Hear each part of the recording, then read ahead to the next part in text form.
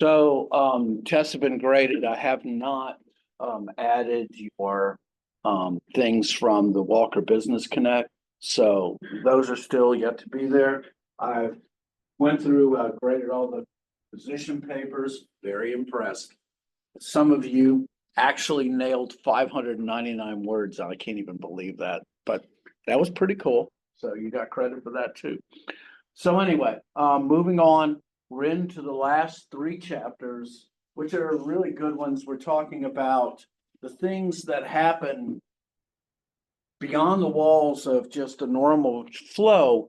And these are the things, the unique human element parts that we're going to talk about when we have human interactions with corporations with different purposes and reasons for being in existence, even though they need to work together. And so we're going to talk about three of them. We're going to talk about power, we're going to talk about conflict, and we're going to talk about relationships. We're going to talk and interact and get an idea of just what drives success through the channels. And believe it or not, sometimes it's the valued exercise of power. So before I go on, I just thought I would show you one of my examples of power, if I can get to that point. Let's see. This is a guy by the name of Scotty Kilmer. So I read or listen to Scotty quite a bit. He's an old-fashioned car mechanic. Give an idea of how much does an influencer actually make on YouTube. So if you got about 1 million subscribers, you're making generally $65,000 to $70,000 on advertising revenue alone. All right. So that's kind of where YouTuber influencers are. Scotty right now, if you can, let's see, where is his, okay. Scotty has 6.4 million subscribers. So he's got making about $500,000 a year right now. He employs his son to do his videos and he's editing for him. And he is very much an influencer. And we're going to talk about influence. It kind of gives you an idea. Influence doesn't just simply about force. There's a lot about influence that experience and knowledge are valuable as well. And in the influencer era, if you think about power, when we talk about the 5 sources, you kind of get an idea of where Scotty is.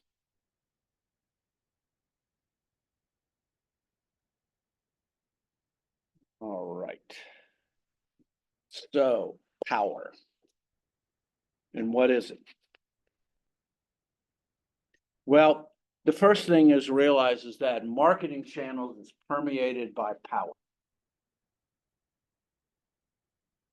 There are many sources of power, and power is not equivalent. How do you measure what power is? It's difficult. You understand it when it exists, but even trying to consider its nature takes a little bit of doing.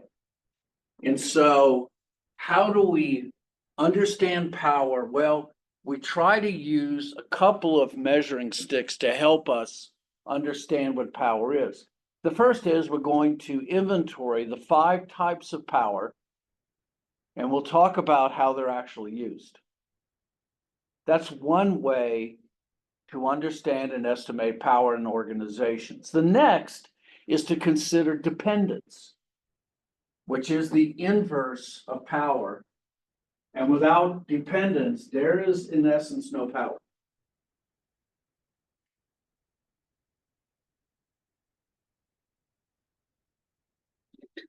Ultimately, what we're hoping is that we alter the course of events through our abilities, and this is considered influence. How do we change, motivate groups to do something? And what are the best ways of using power as well? The exercise of power is the exertion of influence.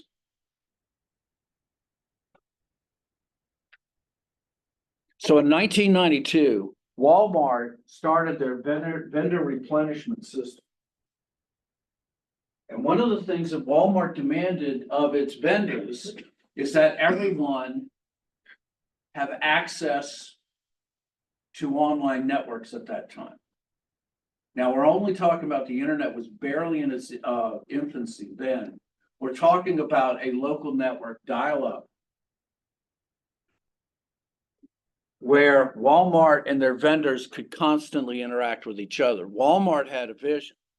Walmart wanted to be able to have every vendor be able to see every single good they had on every shelf of every Walmart in the world in real time. Now we're talking 1992, so we're barely out of the dial-up age.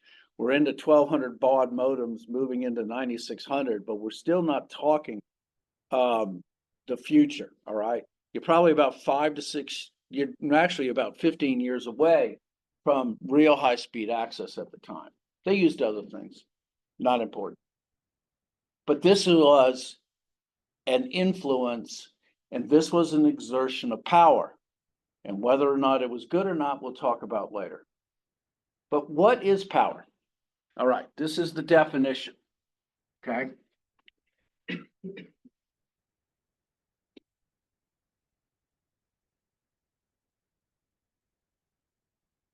Power is the ability for one channel member A to get another channel member B to do something it otherwise would not have done.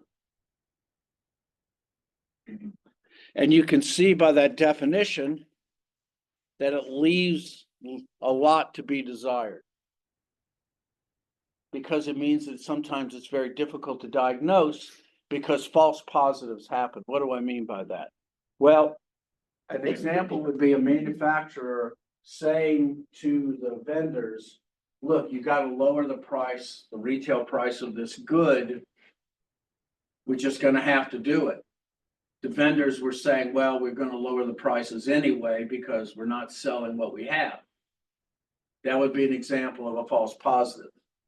It's difficult, it's speculative, it's very difficult to verify, and yet we know it when it exists, okay?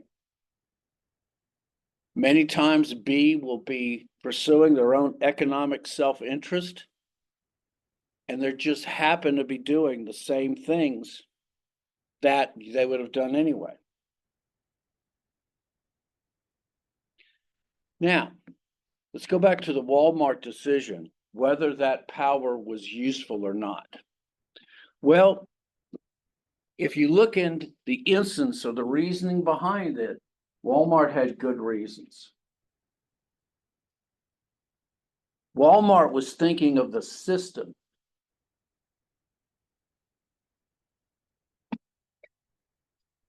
The exertion of power, if it is good for the system, is a benevolent use of power. If Walmart wanted to put into the vendor system a way of cutting their vendors, then that would be against the overall wishes or the best interest of all of the vendors involved. And so, is power useful? Power is useful when it benefits the system versus a single member. And this is Walmart's example. The vendor management system now has been copied all across the world.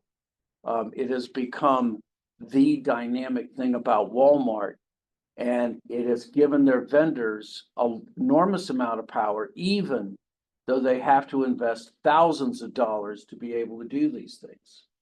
Because the power that Walmart exerted was wildly successful. And just remember this, is power good or bad? Which is one of those other things that we always talk about. I used to bring a hammer to class, but I don't do that because it seems a little threatening. So is this good or bad? Good or bad? Depends on how you use it. Exactly. Okay.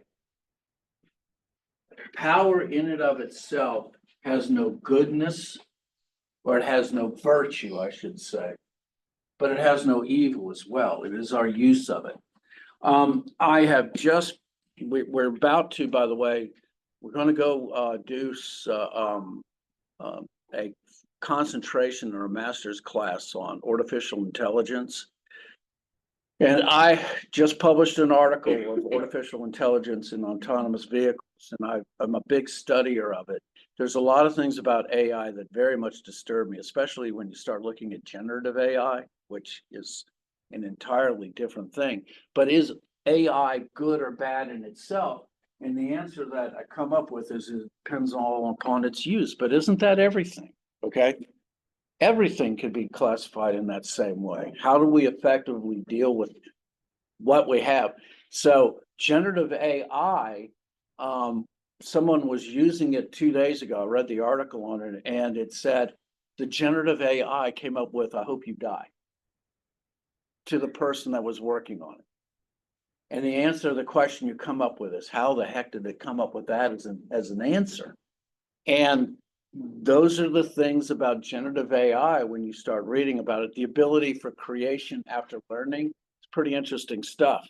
So how do I manage that? Good or bad, I think we need to have a code of ethics when it comes to AI. Anyway, if it's good for the system, but not for a single member, that is its most valued use. So now we're going to talk about the 5 sources of power. So in the 70s and 80s, we started talking about the sources of powers, especially when psychology started coming into marketing. And marketing knows a good idea when we steal one. So we stole it from psychology. It started to become big in channels in the 80s and the early 90s. And finally, after 1,000 articles written about channels, the Journal of Marketing finally said, enough, no more articles about power, but I could write them now. Anyway, what is the sources of power? These come from leadership. If you read Euclid's leadership, they have the same things in it, comes from psychology as well.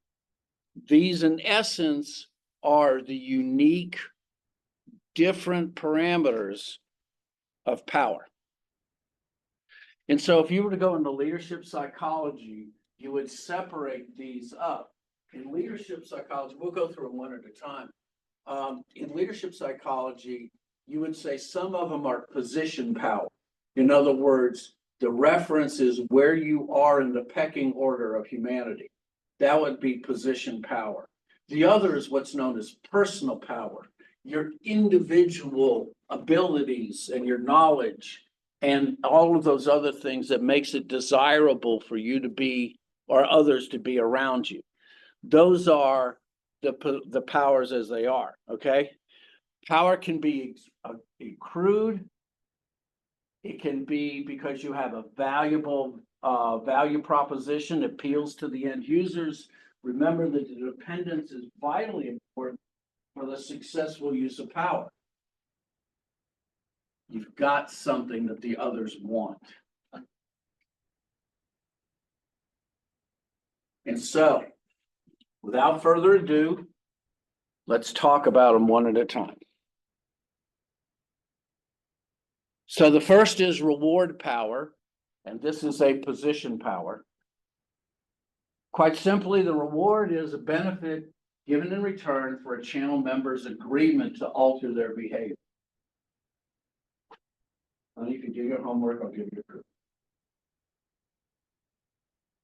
Usually it's on financial rewards. Your generation actually is turned towards non-financial rewards, a day off, things like that. But the benefit can be in many different ways.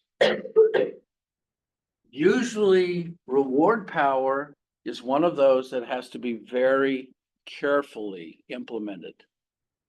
Because tomorrow my daughter's going to come to me and say, I did my homework, where's my cookie?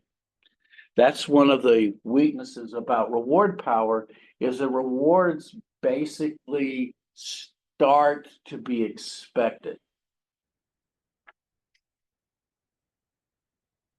Rewards can go up and they can go down. But the problem is as I've said, here's the expectation. One of the difficulties with sales promotions in general market is that you try to alter behavior for a limited time, and you're trying to also hopefully change brand loyalties too. But the problem with sales promotions generally is that consumers expect sales promotions. I mean, when was the last time you ordered pizza without first looking and seeing what the specials are? Everybody does. And that's one of the difficulties with rewards in general. They have to be sparingly used.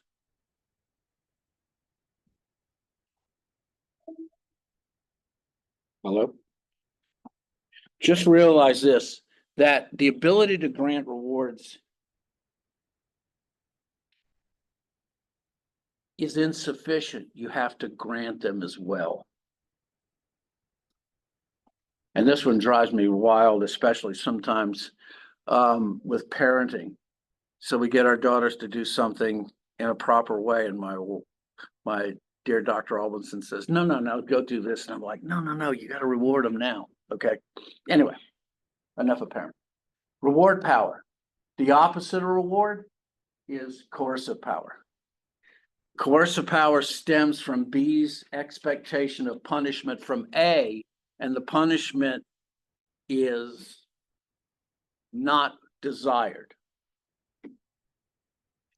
It kind of represents the flip of reward power, but it is not the exact opposite of reward power, okay? Rewards and benefits are not bipolar. Reward can be a satisfaction for doing a good job, but coercive power, the ability to threaten, is a much more dangerous thing, because it is a natural reaction for us when we experience coercion to strike back. And sometimes A is just shocked at the reaction of B. Why are you so upset? I only threatened your existence. What you upset about? Just realize this is that it is synonymous with aggression, coercion is, and it can invite retaliation. It will erode the relationships if it is constant, and you should use coercion only as a last resort. This is usually when you fall back on your contracts. This is why you need good contract writers, because you can say, well, by the agreement, but we're also going to talk about contracts in a minute too. So, reward power, coercive power, these are two of the position powers, okay?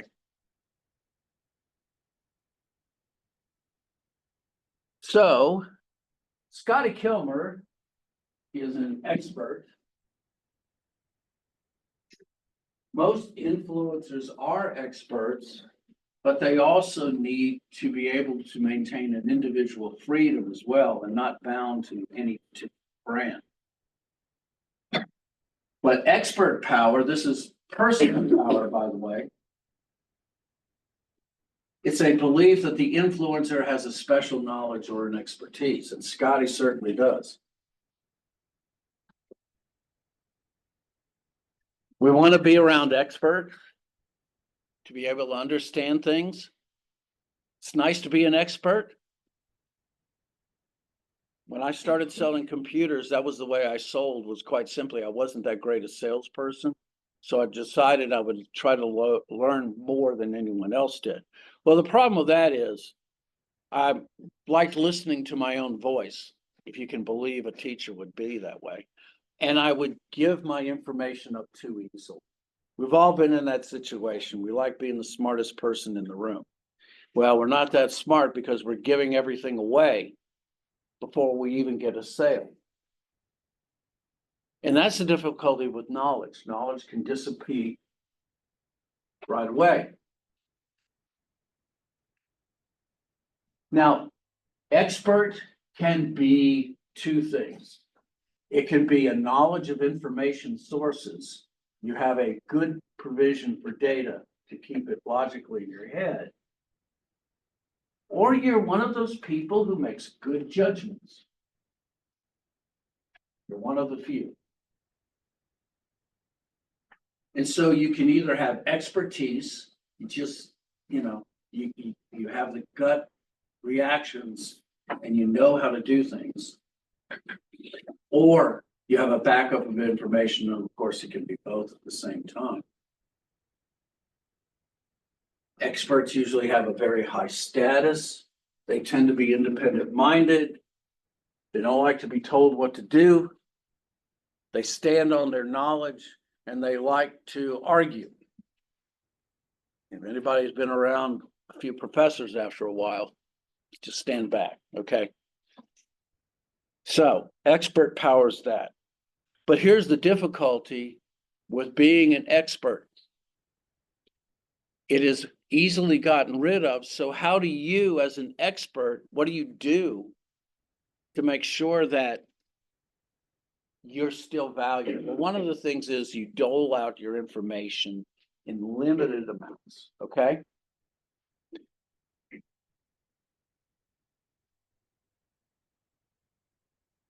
And you invest in your own expertise. You never sit still, all right? Invest in your own expertise. Only give out a little bit of information. And remember to use it as a close in the sales pitch. Hire me and I'll tell you the rest. Just don't use up your expert power. Don't give it away like I did. Legitimate power is both a position power and it is a personal power, all right? Legitimate. There are two forms of there are two forms of legitimate. One is known as legal legitimate and one that is known as traditional legitimate. So let me kind of split that up for you.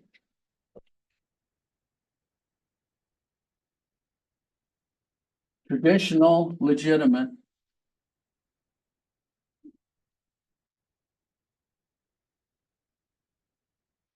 is locked into societal norms.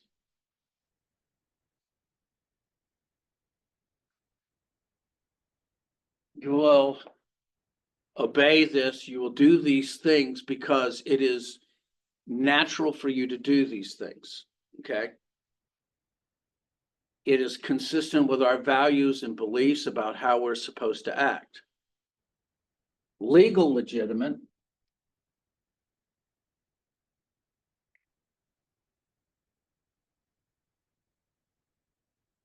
is based in contracts and signed documents.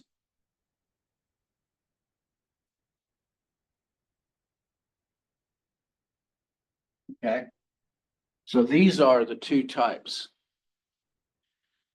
Legal legitimate is conferred by governments. It stems from our nation's laws on contract and commerce. Traditional legitimate exists between organizations. They come from the norms and values and beliefs. It is our way of doing business. It is consistent with that.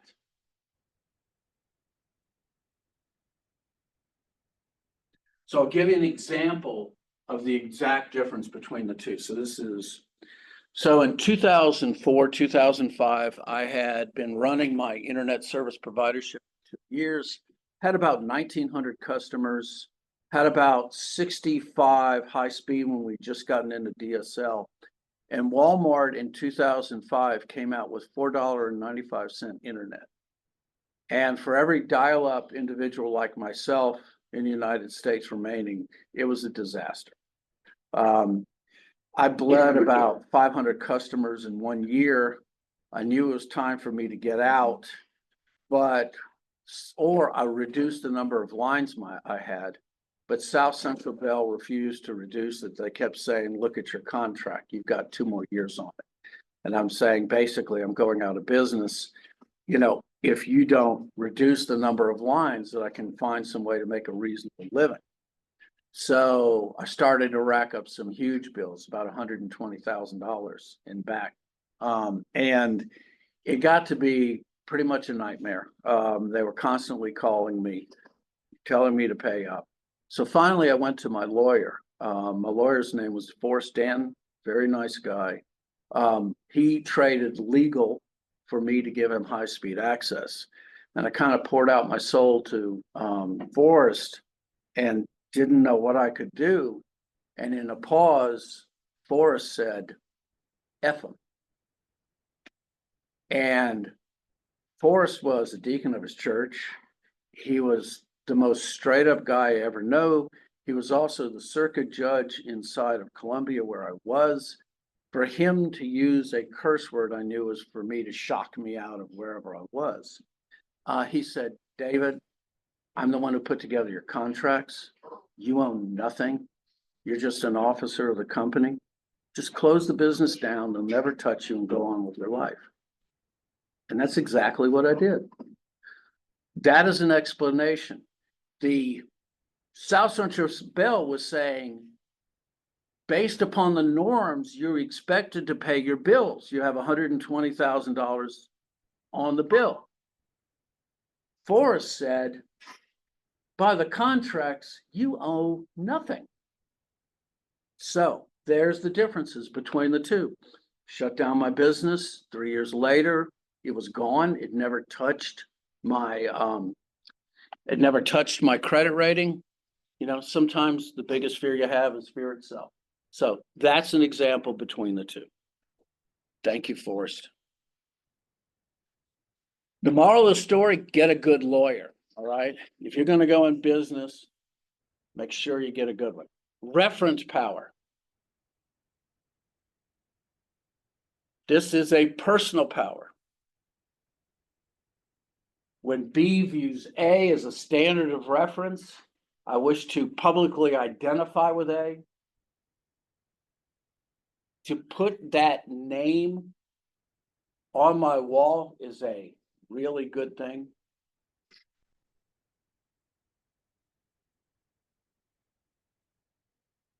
Great example. When I was working at Omni Computer Store in the 80s, I wanted to become an IBM dealer because when you put those 3 big blue letters up, you really got power.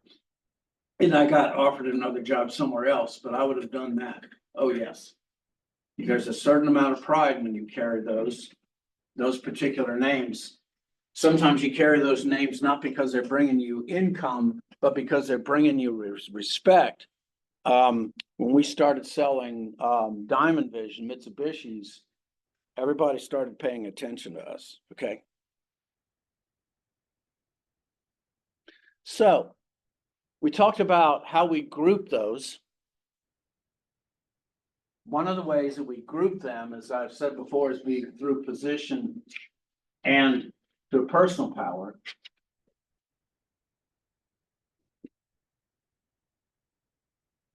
Just remember that coercive power is a risk. It is a removal of something that a channel member already has and you're taking it away. And so you can look at them as between coercive and non-coercive, everything else is coercive. Mediated versus unmediated means that in a mediated power, you're forced to acknowledge that the power does exist.